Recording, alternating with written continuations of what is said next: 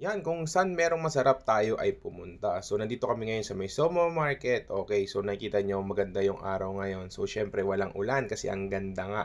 Pero sa Somo Market ay meron silang parking fee. Pero mura lang naman is 50 pesos only per car. Okay, so nakikita nyo yung mga apparels dito. Nandiyan agad yung asawa ko pati yung anak ko. Tingin-tingin ng kanilang mga kailangan nila. Sasabi ko kung ano lang kailangan, yun ang bilhin. Kasi ang target natin dito ay kumain. Okay, so naglibot-libot na lang din kami muna kasi syempre mainit pa, masarap maglibot dito at mahangin din. So may mga wares din dito, may mga ganito, no? So mga pang kitchen, may mga plato or pang design, pang decoration. Okay, so nandito madami yan, pero mas maganda pala pumunta rito ng gabi kasi mas marami ng stores. Pero dito may mga vape din. Pero ito pinuntahan ko yung Mag Smoke Pulled Sandwich and Burger, yung fresh burger, ayan. Nandito kami meron sa kanila.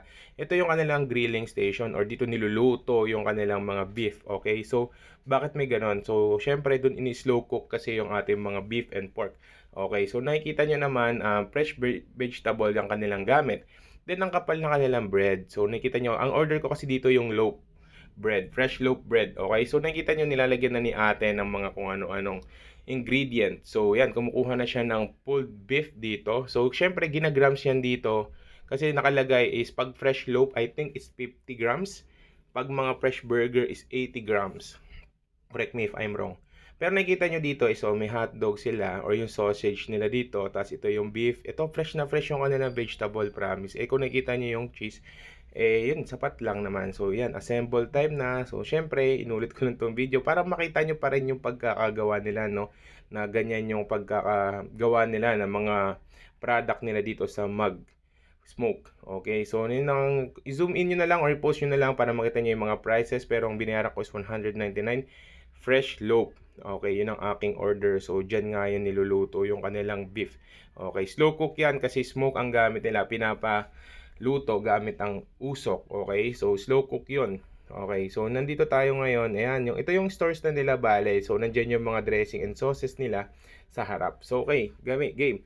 Taste test na tayo. Unang kagat, so syempre sabi ko,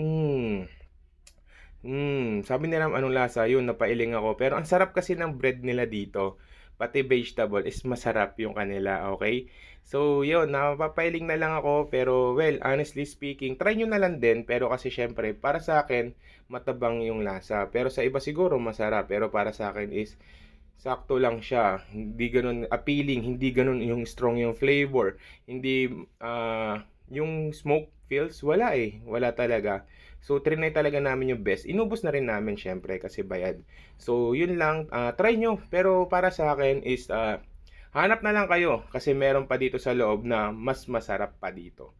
Yun lang ang aking opinion. Huwag kayong magalit sa akin kasi yun ang aking opinion. Bye-bye!